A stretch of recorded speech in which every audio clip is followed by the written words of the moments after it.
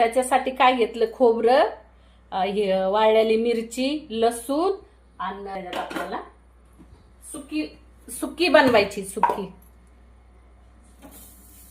सुकी बनवायची, नाश्त्याला बनवायची. हे बघा, याच्यात टाकायचं, असं सुक्कच टाकायचं. एकदम सोपी चटणी आहे. खोबरं पण टाकायचं.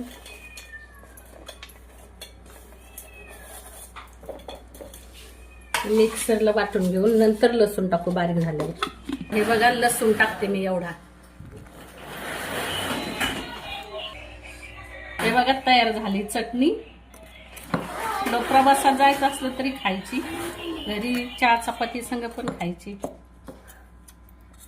अशी तयार झाली. वास खोबऱ्याची चटणी.